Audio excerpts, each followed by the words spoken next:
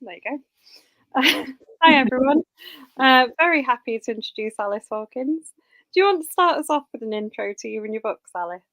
Oh, right. Okay. So I'm Alis Hawkins, as Kaz says. I am a historical crime writer. I have two series, one set in the Tyvi Valley, which is in West Wales in the 1850s, featuring blind coroner Harry Probert Lloyd and his rather chippy assistant, John Davis. There are 4 books in that series. And I'm now 2 books in, as of tomorrow, to my new series, which is the Oxford Mysteries. This is the one that's coming out literally tomorrow, The Skeleton Army. So in the Oxford Mysteries, I've taken somebody from West Wales, a young woman called Non Vaughan, Rhiannon, commonly known as Non. She's gone to Oxford right at the beginning of the women's college movement to avail herself of lectures and so forth. And she's not been there very long before, in the first book, Her Bitter Remedy, she gets involved in investigating a murder with her opposite number, Basil Rice, who is an Oxford Don. He's a Don at Jesus College, which was then and is still the Welsh College in Oxford. So I'm super excited about this. The last one, A Bitter Remedy, was on my top 10 reads of last year. Oh, that's so nice. Thank you, Kaz. I absolutely loved it, and I keep recommending it to people, and I was really excited when Canelo were like, do you want to book? And I was like, yes. Oh, thank you so much. That's really nice. I really do. I'm so excited about it. I've been reading the book, like telling my husband, going, I really liked this book last year. Really did. This one's going to be really good. Excellent. Yeah, I heard yesterday that the Skeleton Army has been made the Crime Writers Association and Crime Readers Association Read of the Month this month, which is lovely. So that's amazing. Yeah, I was really surprised. I didn't know that. A friend of mine on Twitter just put the thing up on Twitter. Nobody'd let me know from the CWA. Well, I mean, that's got to help, surely, when in its month of publication. Absolutely. I thought the Skeleton Army was really interesting, just from, like, I knew nothing about the history of the Salvation Army. I feel like I learned quite a lot, like, reading. Sure. Yeah, it's amazing, isn't it? Because now we think of the Salvation Army as being ultra respectable, so establishment as not to be, worthwhile questioning it, and almost cozy. But when they were established in the 1870s, they were so radical, so scandalous, completely different to any other Christian sect at all, and therefore they sparked quite a lot of resistance, particularly from the drinks lobby, because one of their big planks, their big platforms, the Salvation Army, was anti-alcohol. They were very much into what was called the temperance movement then, and they preached very much that alcohol was the root of all evil. And when the Salvation Army came to town, pubs closed because people did flock to them in droves. There was one particular town in the Rhondda where all bar one of the pubs closed when the Salvation Army turned up. So you can see why the publicans and the brewers were really anti the Salvation Army. And in Oxford at the time, brewing was one of the big industries. So yeah, I have posited in the book that the brewers were kind of behind the Skeleton Army. So yeah, I quite like that, because it's quite like, you think about it now, don't you? Like having lobbies about things, and people like sort of spreading things to sort of keep things going, and it was sort of like that, but in the past. Absolutely. I mean, the more you read about the past, the more you realise that nothing really changes. Everything that happens now has happened before. And the way that people were using propaganda for and against the Salvation Army, and even all the debates which we're having now about what is and isn't allowed in terms of public demonstration. The magistrates, not just in Oxford but elsewhere, were actually banning the Salvation Army from the streets because they said that it caused too much strife, because all this opposition, people would just literally turn out and often violently oppose them. So it was a huge threat to public order.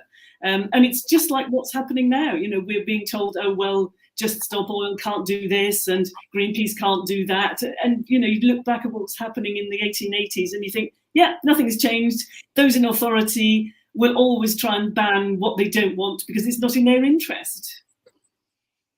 Which is, I mean, there's a lot of good points in the Skeleton Army and in the book before. I think, that come out like that. You know, like you're saying, there's things you learn from history. You get more of like Non and Basil's story as well, don't you? In this one, like they carry on through, and they're brilliant characters. Oh, thank you. That's really kind. It's one of the things I really like about writing series fiction is you get to develop your characters at much more depth than you would do in a single book. And people often say to me, can I read your books out of order? And I say, well, if you just want the story in an individual book, yes, of course you can. But if you want to know why the characters are doing what they're doing, what their backstory is, then you really do need to read them in order. Excuse me, I'm just going to cough. Sorry about that. All right. So yeah, it's fascinating to see them developing. I don't know what's going to happen with the characters. I'm not a planner. So I just wait and see what happens with the characters. People keep saying to me, are Non and Tali going to end up together? And I say, I don't know.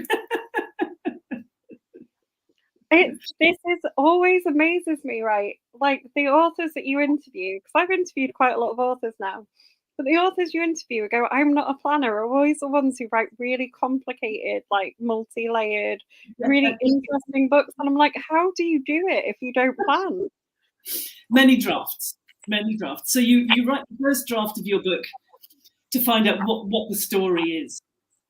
And then you go back and in the second draft, you put in more stuff to bolster what your story is, and to not necessarily to put in clues, because often those have arisen as you've gone along, but to just strengthen the theme and what have you. So I think this is one thing that I constantly say to writers who are new to the game, because so many people feel that once you've finished your book, that's it. All you have to do is send it off and watch millions roll in.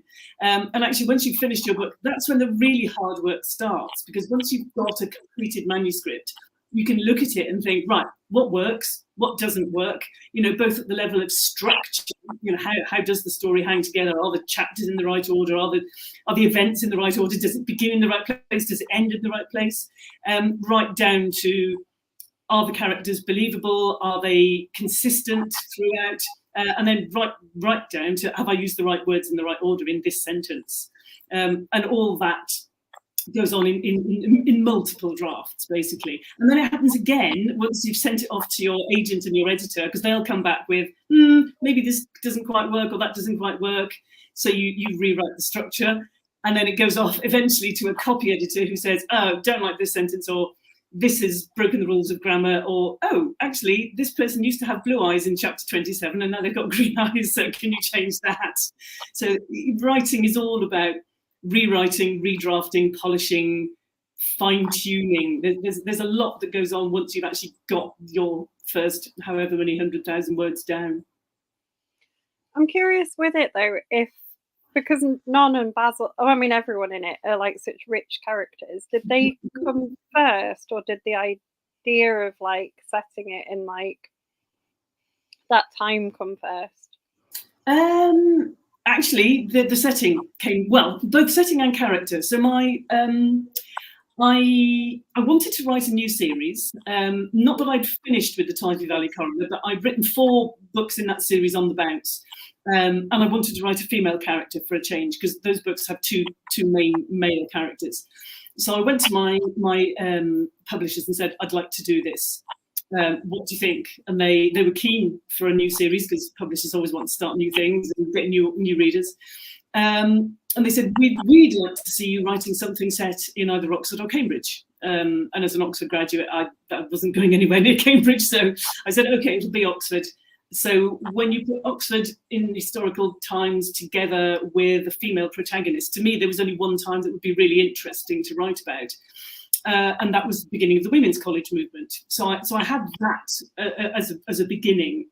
And then Non Vaughan, my female character, she just came to me really, really quickly. I had as a kind of inspiration a real woman, a real character in history called Sarah Jane Rees, also known by her bardic name. She was a poet of Cranogwen, who lived in Llangrannog, which is where Non is from. And I've given Non a relationship with Cranogwen. And I wouldn't have dared make Non as different and as rebellious and as non-conformist in the not religious sense as she is, if Cranogwen hadn't existed, because she was a woman well before her time. I mean, we probably haven't got a lot of time to go on about a real historical character, but she was a poet in a time where the vast majority of poets were men, and men certainly expected to be at the forefront. And she swept the board in the National Eisteddfod. She was a national speaker. She set up one of the very first women's magazines in Wales to give Welsh women a voice and somewhere to see their own views and experiences reflected. She was extraordinary, and she was another great temperance speaker, and she actually went to America on a couple of occasions to speak. She was extremely famous in Wales and in the Welsh-speaking parts of America, and nobody'd ever heard of her in England. When Non gets to Oxford, she's horrified to discover that nobody's ever heard of this amazing woman. I think we have heard of her now, but yeah, I agree. Like at the time we didn't of. There's quite a point that you make in the book about like Non's at Oxford because that's where she wanted to go to study. There's someone she wants to study with, but if she went somewhere else, she would have got a degree. Yeah. London University was already issuing degrees to women at this point. Yeah, I wondered if there was a reason why Oxford hadn't followed suit at that point, or. Yeah, I think with both Oxford and Cambridge, I mean, what you have to remember is Oxford and Cambridge had existed at this point for 700 years plus. So they're very, very bogged down in tradition, and this is the way we do it, and it's only this way. Whereas London University had only been set up in the 1840s. So King's College and University College London were both set up, one as an avowedly non-religious, King's was a non-religious institution. It was called the Godless Institution on Gower Street. So it didn't have all this endless tradition to deal with, and London universities were really set up to be modern universities, almost like the polytechnics in a way were in the 1960s. They were doing something distinctly different. Oxford and Cambridge really existed from the beginning to train clergymen. And their curriculum was very, very based on the classics, Greek and Latin. It's only really in the 1870s and 1880s that they move away from that, and suddenly you're allowed to do other subjects like mathematics and natural sciences and history. Those, at the time when this book takes place, those are the only subjects that you can do as a degree at Oxford, and everything else comes later. Whereas at London, they were teaching medicine and they were teaching engineering and all these new subjects. And they were really pushing forward the modern world, if you like. So they were doing something distinctly different. So they saw that women had a place in higher education. And also London, as a very cosmopolitan city then as now, was much less conservative, whereas Oxford and Cambridge were these small provincial market towns that just happened to have a university. And they were all about the university.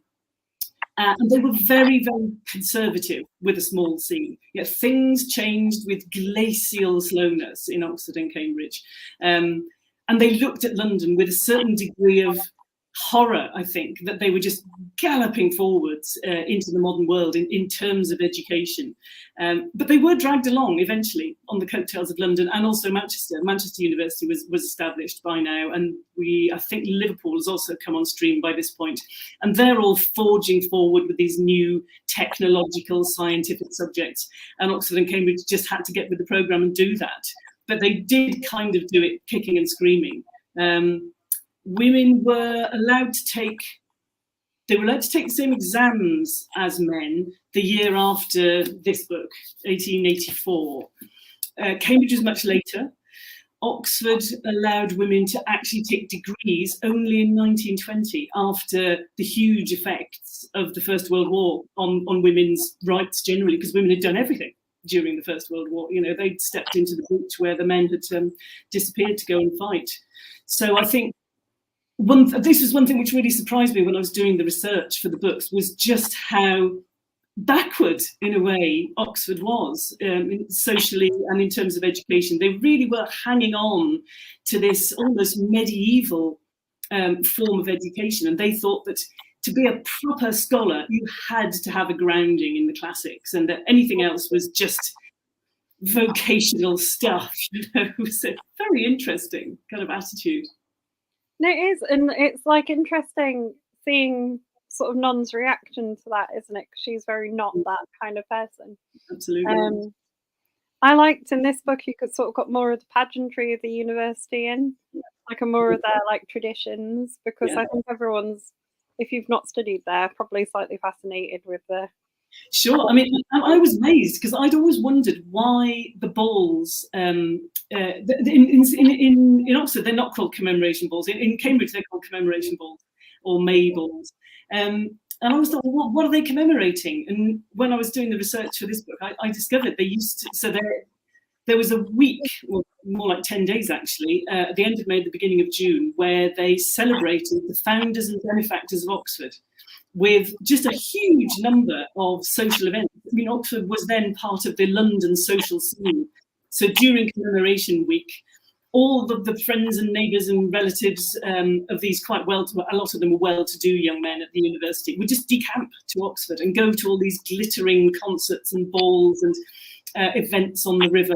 And very few of those events now persist. I mean, there's only really college balls that still is there. I mean, there's 8th week, which is the rowing race in the summer term, but nothing like the extraordinary spectacles they were having. I was quite jealous of all the things that they had for Commemoration Week, actually, especially all the rowing. I mean, as a rower myself, that ceremony where they applaud the head of the river, the boat that's won all the races during the week. It's quite extraordinary. And once I read about those events in the newspapers at the time, I thought, well, these have got to go in because we've got a lot of processing around from the Salvation Army and the Skeleton Army. So let's show the university doing their processing around. So everybody's showing off from this book, if you like. They are, but also some quite interesting effects, aren't they? Because none of the processing arounds go particularly well for anyone. Oh no, exactly. Well, once the Skeleton Army and the Salvation Army decide that they're going to start disrupting things. I had a lovely time actually disrupting university's major social events of the year. It was great, and I think Non quite enjoyed that as well, watching people being completely disrespectful. And I had a lovely time making up some very ribald songs. Because one of the things which the Salvation Army did, excuse me, was they would take music hall songs at the time, popular songs, pop songs in our terms, that people would have known, and they just put religious words to them, hymn words to them. So the Skeleton Army takes that, and it takes those tunes, or even some well-known hymn tunes, and it writes very scurrilous words to them. So I had quite fun writing very rude words to tunes. Yeah, there's a bit where Non comments on it, isn't it? Because she's like, I was brought up with like proper kind of Welsh hymns, and I think she talks about theologically dense Methodist hymns, and they are, oh my gosh, they're exercises, they're kind of treatises in theology, some of those old Wesleyan hymns. And here come the Salvation Army being all very simply, because lots of the people that the Salvation Army appealed to knew nothing about Christianity at all. I mean, I was guilty of this as well. You look back on the 19th century and you think, oh, everybody went to church, everybody knew about God, everybody was a Christian, that was just a given. Absolutely not. Many people at the bottom end of society, living on the streets or on the breadline, they didn't have time for all that, and they didn't feel that they belonged, because the churches, certainly the Church of England churches, had become bastions of the establishment and respectability. And if you've got no shoes and you've only got one set of clothes, which probably is quite smelly by this point, you weren't going to go to church. And if you didn't go to church and you hadn't been to school, because until 1881, there was no requirement for mandatory schooling. So a lot of people had never been to school. So didn't go to church, didn't go to school. Where would you possibly have learned about religion? So some people were utterly, utterly ignorant about everything to do with Christianity. So the Salvation Army had to take it very, very slowly and carefully and very simply. So lots of the songs were really simple to start off with, so that people people could remember the point of them, but also remember the words, because if you can't read, you know, even if they give you a hymn book, you can't read it. So they'd have these very repetitive, very simple songs that people could sing. And the Salvation Army services were enormously attractive to people who were sometimes living 16 people to a house, you know, 7 or 8 people to a room, often with no fire, often with no light, once, you know, nothing to light the house once the sun went down.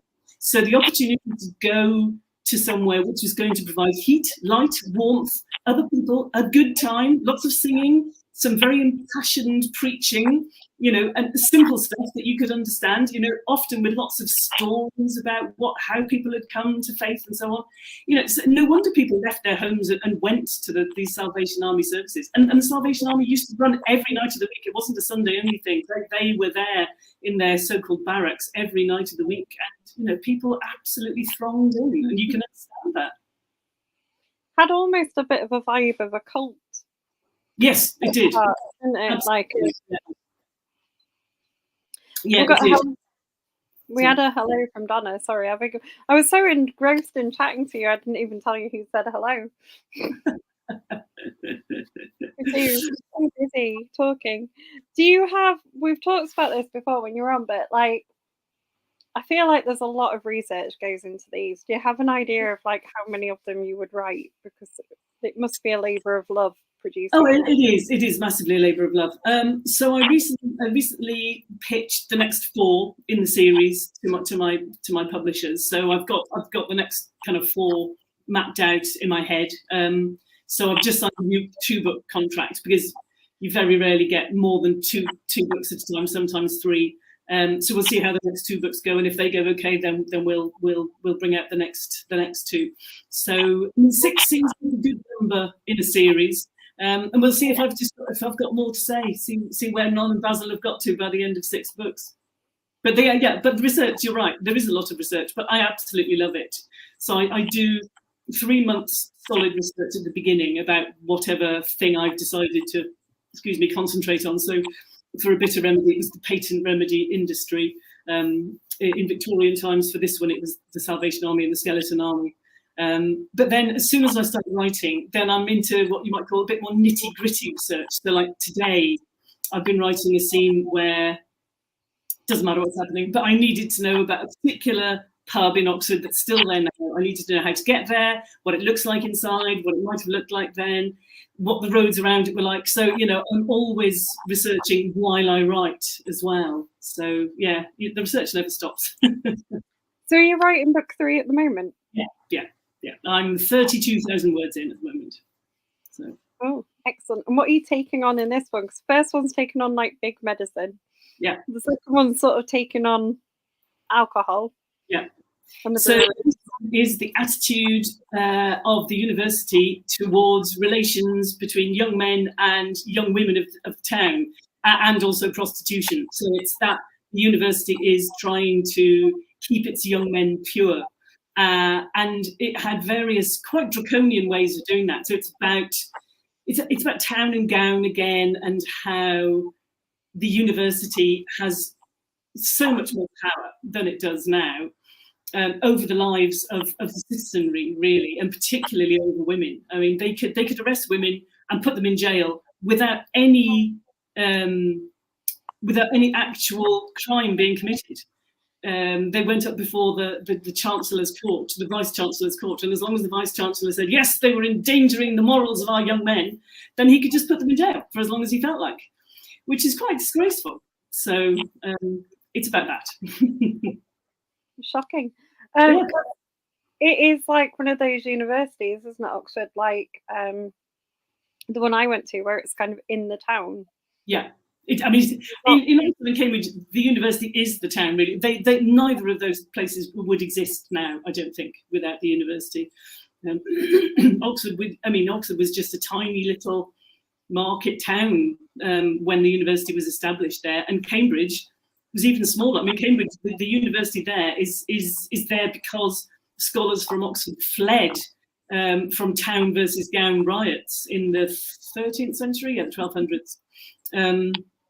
But yeah, so yes, sometimes American tourists will ask you for directions to the university when you're there as a student, and you have to kind of go, it's here. You're looking at it. There isn't a campus. It's everywhere. It's all throughout. Yeah, it is, absolutely. We've got another hello from Leslie. Apparently they've got no questions because they're so interested in what we're talking about. That's that's kind of nice, but it gives you a lot to do. Yeah, true. Because I'm trying to think of the questions that I've got without giving away spoilers, because I don't want to sort of ruin the books for people, if you know what I mean. Yeah. And I think you've got, in this one, you've got Non sort of, in the first one, she's quite headstrong, and she's very set in her ways, isn't she? In this one, she's getting a little bit more balanced. You know, she's sort of weighing up her choices and what influences they will have on people a little bit more. So in this one, Non has a part-time job as a journalist. She's working for a paper which I made up, actually. I was going to have her working on one of the actual Oxford papers. There were 3 papers at the time, the Oxford Times, the Chronicle, and the Oxford Journal. And I initially had her writing for the Oxford Chronicle, but then I started putting in quite a lot about the editor, and I thought, I don't know, and I can't find out about the contemporary editor of the Chronicle. So I made up another paper, the Oxford Mercury, so she works for that. But it's heavily based on the Chronicle, and it has the Chronicle's liberal politics. So Non's growing up. I mean, although she was 21 at the beginning of the last book, she's quite immature in some ways, because she's come from West Wales, which, as I say, was just, it's light years from Oxford. She's from a kind of working class background. Her dad was a sea captain on coal barges. She's actually worked on those ships. She's had a huge amount of freedom as a woman, and as her father's only child. There was no son, so he allowed her to do a lot of things. She was hugely cleverer than pretty much anybody around, including all of her teachers. And so she's taught herself tons of stuff.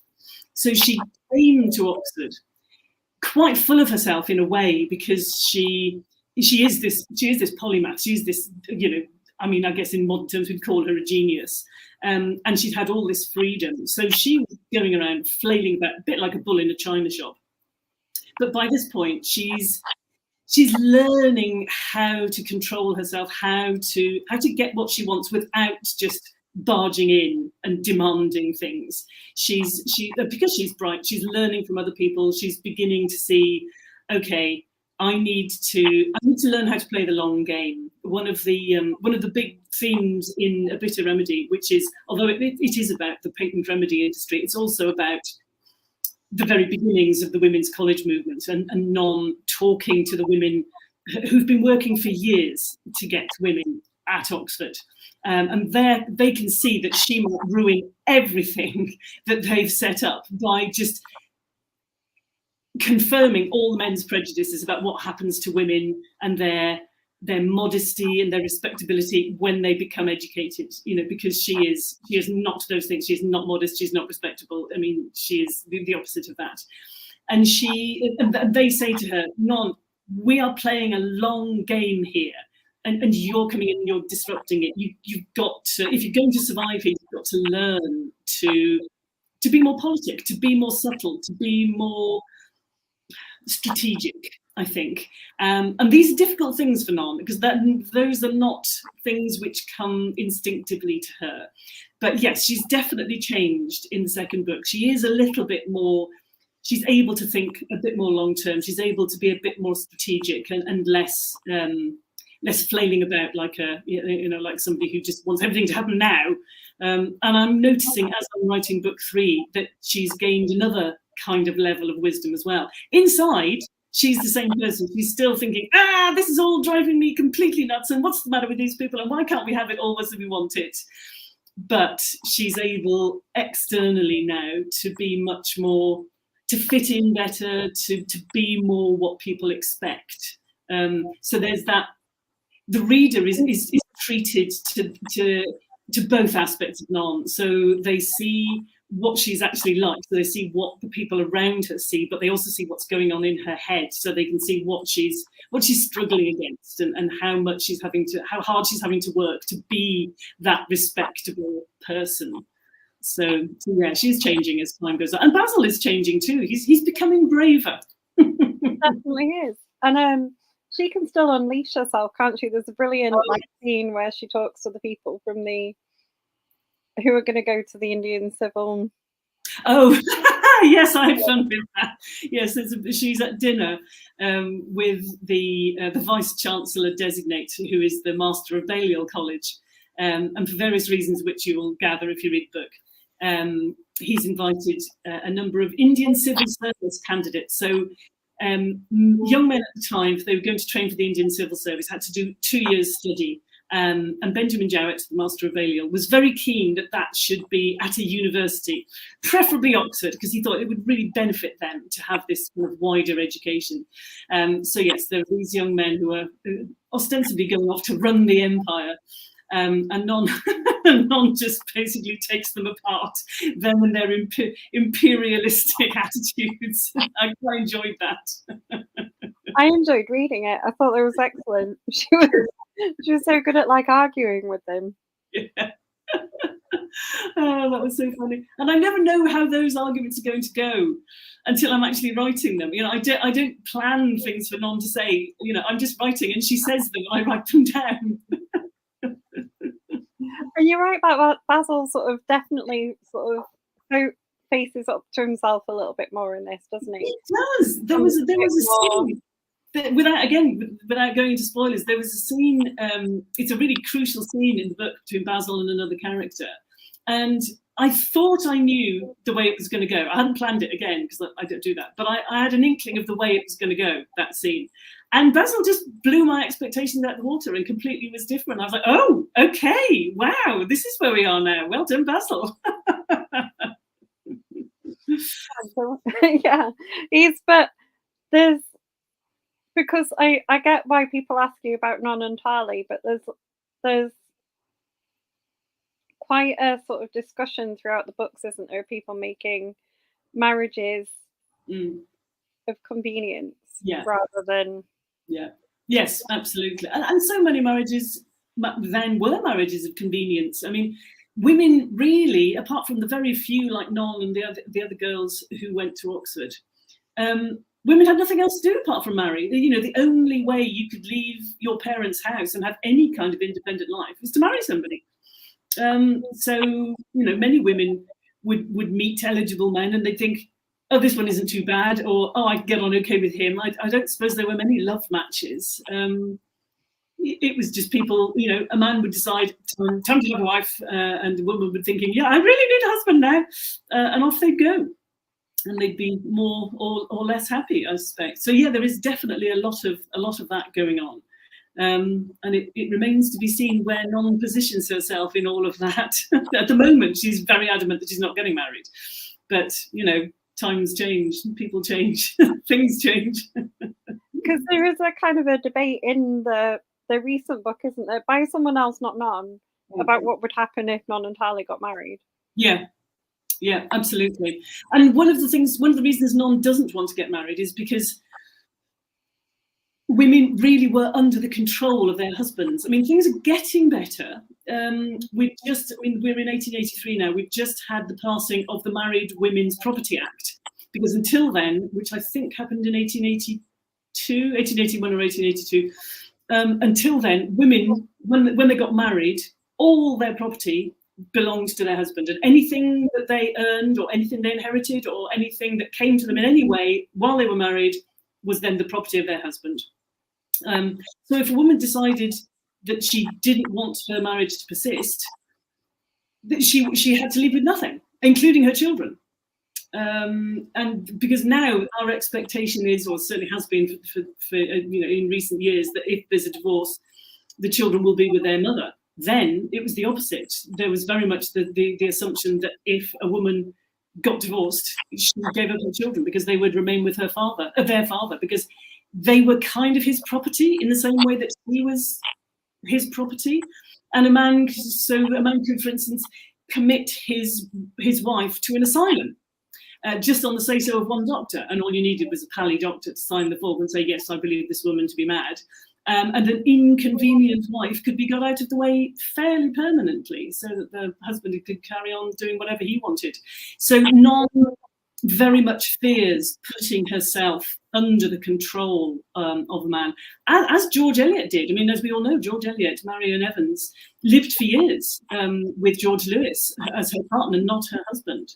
Although she did, in the last year of her life, she married a much, much younger man. And I do wonder whether that actually was to give him legitimacy, actually. Anyway, that's by the by. That's something I discovered when I was researching this book, The Skeleton Army, because George Eliot was quite a pal of Benjamin Jowett, who is he's a bit of a feature in this book, The Master of Balliol. So yeah, no, it's fascinating. The gender politics of the time is fascinating because it's more complex than you think it is, as everything always is. You know, even in our day, you know, nothing is true of everybody, is it? You know. No, and I think it's interesting because she gives sort of some of the characters aspects of that to play with, don't you? And yes. And that lifts it, I think, into being a bit more interesting as well. Yeah, I'm really keen not just to write crime fiction potboilers. I mean, really, I'm writing historical novels which happen to have crimes in them. You know? So, because I'm really interested in finding out what it might have been like to live then. I mean, I'm sure if somebody who actually did live in the 1880s came back and read my books, they'd laugh themselves silly. You know, oh, this woman has got no idea. You know, but at least I'm trying. You know, I've done quite a lot of research. I'm trying to do a lot of imaginative effort into trying to imagine what it would have been like to live in these circumstances without making it heavy. And that's one of the reasons for writing crime fiction, is because you've always got that skeleton of the murder or whatever other crime has been committed that people are investigating. You've always got that to lift it and to stop anything getting too heavy or getting too bogged down in any particular aspect that you've decided to focus on. But I do find it fascinating. And giving different characters different attitudes to whatever we're talking about is the only way to do it, because everybody does have different attitudes. There isn't one, you can't say, what did everybody think of X, because that's not the way it is it? You know, there will always be a spectrum of opinion on anything. And what tends to happen in history books is that they give you the kind of middle line. Oh, this is what people thought. Well, yeah, a lot of people did think that, but people thought over here and over here as well. There were always extremists, you know, for any view, because there were massive feminists at this point who would have put 1960s feminists to shame. You know, they just weren't very common. Yeah, and I mean, there's people of all kinds in all times as well, isn't there? You know, yeah, absolutely. And it's important that writing reflects that. Yeah, 100%. Yes, and I hope that I manage to avoid stereotypes. It's one of my big bugbears is stereotypes in historical fiction. Well, in fiction generally, and you know, I try to always make my characters rounded and real, and not just somebody to carry a particular point of view or whatever. I mean, occasionally when you've got walk-on characters like those Indian civil service characters, it's very difficult to develop those because they're only in one scene, so they do come across as a bit stereotypical. But yeah, I generally try and make really infuse kind of proper life and humanity into my characters if I can. Definitely successful in the ones I've read so far. Thank you very much. That's really kind. Donna says, we've got a question. Oh, excellent. Thank you, Donna. Donna says, when you started writing that era, did you think you'd made a big mistake at any point? Oh, what a good question. Nobody's ever asked me that before. That's really interesting. Until I started writing the Typee Valley Coroner books, which are set in the 1850s, I had no interest in the 19th century at all. None whatsoever. I didn't know anything about it. I wasn't interested in it, but I wanted to write a book about a particular set of circumstances in West Wales in the 1840s called the Rebecca Riots. I won't go into that now, but I really, really, really wanted to write a book about that. So I had to do a huge amount of research into those particular happenings themselves, but also everything that was happening around, because I knew nothing, and just became absolutely fascinated, completely fascinated. I mean, to come to Donna's particular question, when I started writing this series, it did feel like I might be stepping into the lion's den, because going into the history of the women's college movement, that is a massive, massive deal to a lot of people. So there's a big group of women who've been doing a huge amount of research. There's been a big project on the early women's colleges, and it's all been published and is a massive website. It's fantastic. And I thought, oh my gosh, I could tread on toes here. I could get things wrong, and I could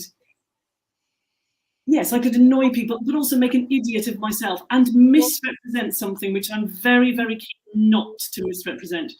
So I've had to work really hard to not do that, which has actually meant writing about quite a lot of real people and trying to make sure, again, that I'm not misrepresenting them, that I'm representing their views as faithfully as I can and what have you. So it's trying to dovetail them into what's going on in Oxford generally, in my actual plot. So my books tend to be very multi-layered. There's always at least two things happening. So there's the central plot, which is the murder and whatever else is that's hung on to. Then you've got what's happening in Non's life, and that's, at the moment, it's the debate between, am I going to be a journalist, am I going to be an academic, because she's also tutoring at Somerville and lecturing at this point. And in Basil's life, it's what am I going to do, how am I going to deal with being gay, how am I going to deal with my relationships, what's happening there, and how, but Basil in particular, he's getting more and more sucked into the university establishment. Every time he helps them out and discovers who's murdered somebody, or let's try and not have the Skeleton Army completely disrupting Commemoration Week, he becomes more and more indispensable to the university hierarchy and becomes much more part of the establishment, which is not how he sees himself. And the more he gets raised up, the further he's got to fall if people discover who he is. So there are all these conflicting things happening at the same time in my books, which I really like. Whenever I read a book which is just the plot, just the central murder mystery, I think, where's the rest of it? You missed all the good stuff out. You know? So is history, because you said that was like something you didn't really know much about when you started the first series of books. Is it not something that you were interested in before going to write it? I've always been interested in social history ever since I was a little kid. But at school, for back in the dark ages when I did the 16-year-old exams, they were O-levels, and then A-levels. History was all about politics and military history, and nothing about social history at all. So I did do O-level, but didn't take it as A-level. When I did an English degree, and because the Oxford English degree covers everything from Anglo-Saxon to now, effectively, there's quite a lot of history in that, and social history, because it's all about it's about the books you're reading and what people were doing and the things they're writing about, which on the whole wasn't politics. And I've always been fascinated by the medieval period. So I started off writing books set in the medieval period. So I have 2 medieval novels published, Testament and The Black and the White, in case you're interested, both available on Amazon.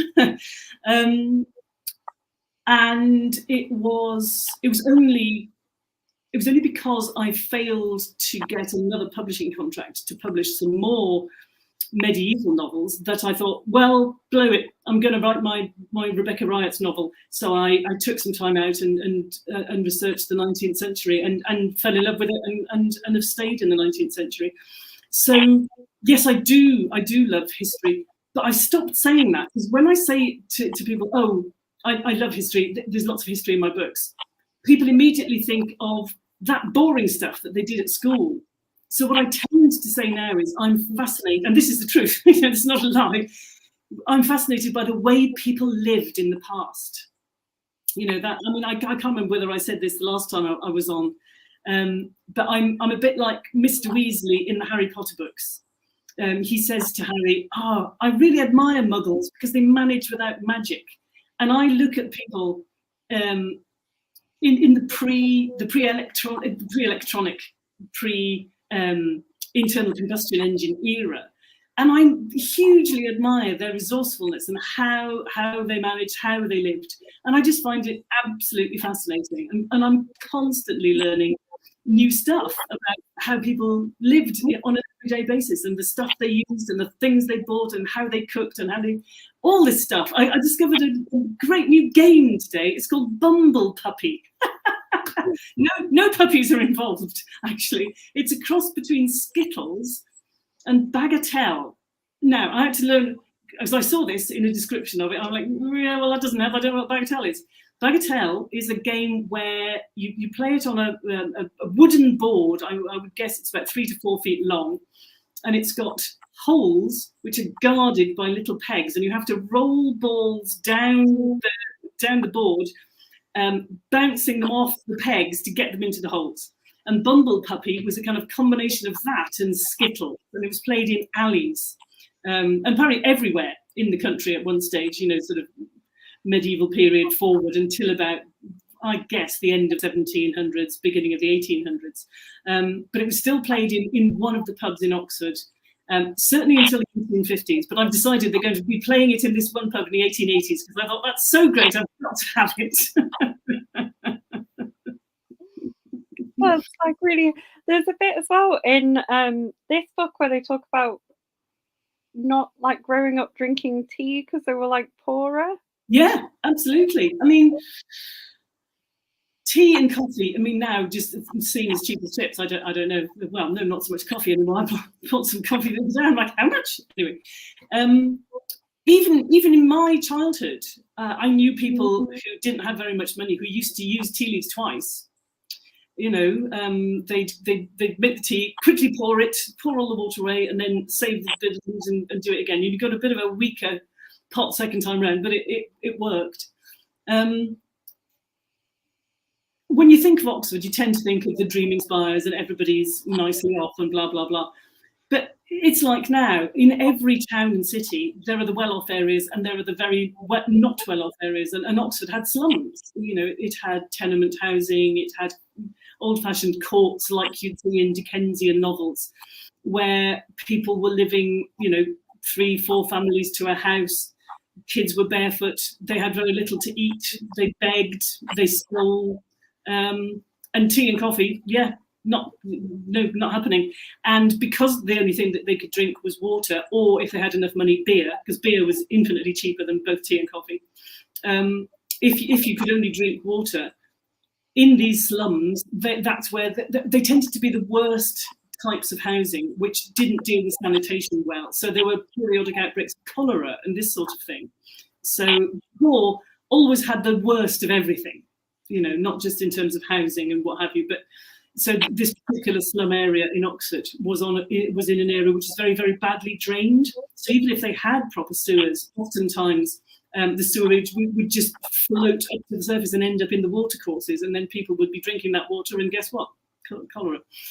Very unpleasant. And this went on well into the 1800s. So the last big cholera outbreak in Oxford was in 1860 something. And then the city council really had to get a grip on sanitation, and they did, to be fair to them. But yes, it's I was quite surprised that people were still regularly going barefoot and hungry at this point. That people were starving, even in somewhere like Oxford. There's we'll go away from your books for the moment. What have you read recently that you've enjoyed? Oh, what have I read recently that I've enjoyed? I'm currently reading a book by another Crime Cymru author, Leslie Scase. This is Gerald Scase. The third in the Inspector Chard mysteries.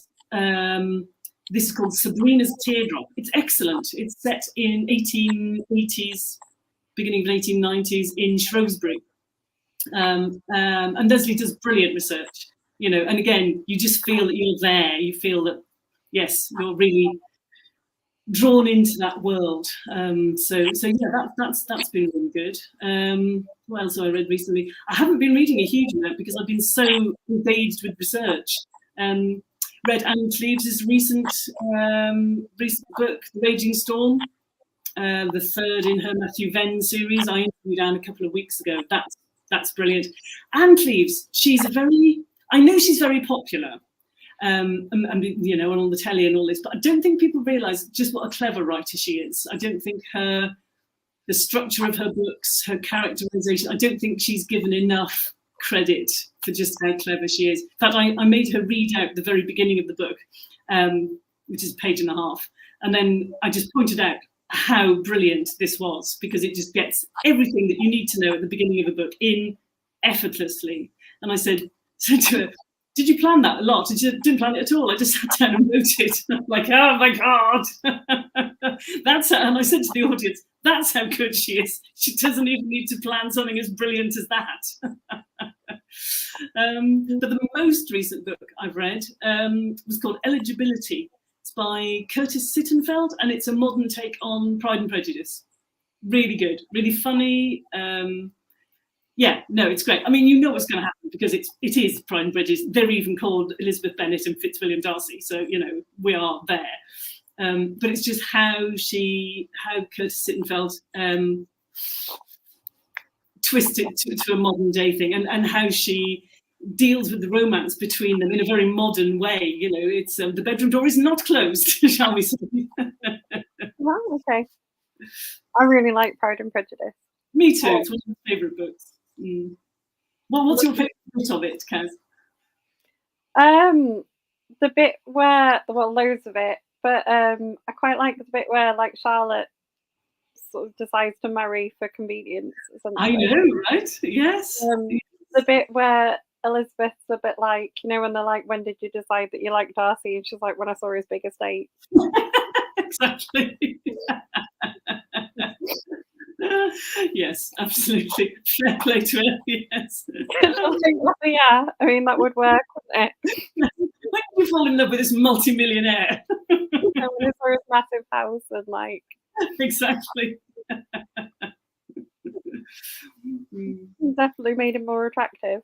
But yeah, I mean, I just reflecting what I've just said, I would guess about 2/3 of my reading is crime, and the rest is very definitely not crime, because you need to go out of your own genre occasionally just to remind yourself what everybody else does. I think it's good to read a broad variety of books as well. Absolutely. Yeah, I think the only genre I don't read is sci-fi. I'll even have a go at fantasy every now and again, because my other half quite likes fantasy, but sci-fi, I don't know. I think it's, to me, the people in science fiction books, I've never managed to read a science fiction book yet where I thought it was about real people. They seem to get so caught up in all the inventions and the different things about the future that they forgot that what people really are interested in is people and their psychology and what have you. But that just may be because I've read the wrong sorts of science fiction. If people know great science fiction books, please email me and tell me, because I'm always up for a new thing. That'd be great. I'm a big fan of a series of science fiction books called The Expanse. Mm-hmm. There's a TV show of them on Amazon Prime. Okay. But they really nail having really good characters. Oh, right. The Expanse. I'm going to write that down. There's like a lady politician in it who I've got a little bit of a kind of unrequited girl crush on. Yes. Excellent. I discovered Rebecca Kwong recently. She wrote one of the books of last year, Yellowface, but she started off writing fantasy. So my other half just read her Poppy Wars trilogy, so I need to read that now. But she wrote a book set in a kind of alternative Oxford, in very much my kind of period, called Babel, which is a work of genius, absolute work of genius. So yeah, but that's fantasy rather than science fiction. Well, is it fantasy? More alternative history. There's one bit of fantasy in it, and that's the fact that there is a very specific sort of magic that silver has magical properties. It can potentiate all sorts of other things and make things happen. But brilliant book. I recommend it highly. I mean, silver has some interesting properties. It does. That's true. It has medicinal properties, doesn't it? It does. Yeah, but you don't want to drink it. Do tell. Is it poisonous? Seeing what happens, because you can't excrete it fully from you. So people who drink it long term end up like with slightly blue skin. Oh my gosh, interesting. I must confess, I've never liked silver cutlery. It taints the food for me. So maybe my body's going, don't do it. You can't excrete it. Maybe. It's like one of those heavy metals, isn't it? So it's hard to get out of your body. Yeah, exactly. Yeah. Like mercury, they were always dosing up men who had syphilis with mercury, weren't they? That's a terrible idea right there. It is, but there's some really interesting stories, isn't there, of doctors who thought they had cures for stuff. There's a really my lecturer told me about this when I was at university. There's like this scientist who thought they'd come up with a cure for syphilis, and they infected themselves with it.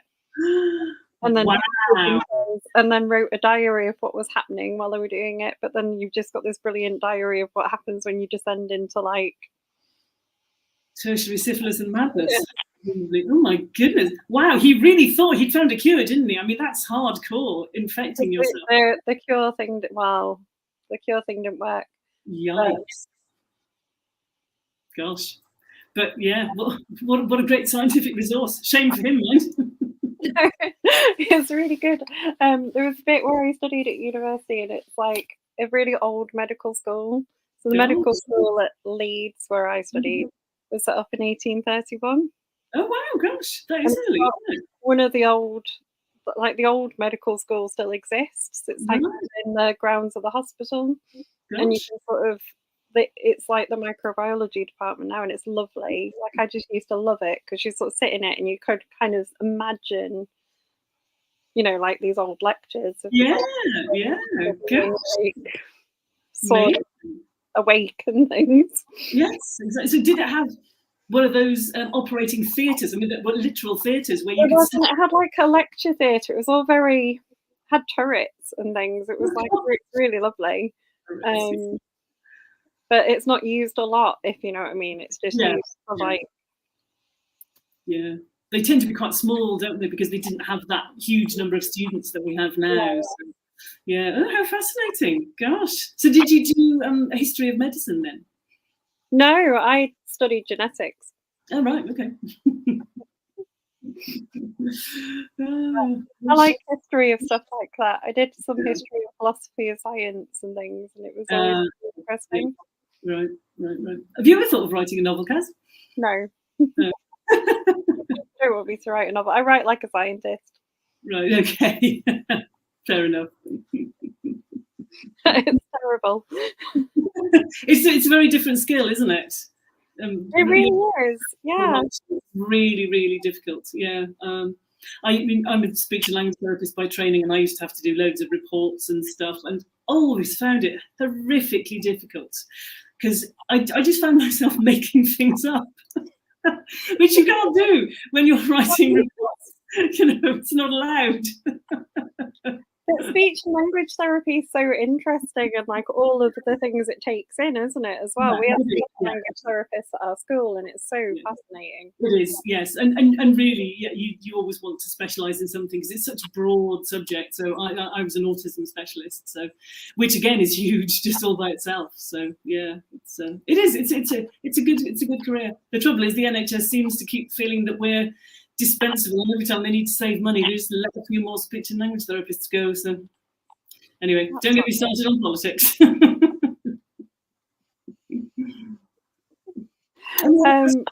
Any other questions? Well, we are at the end of our time pretty much. It's flown past.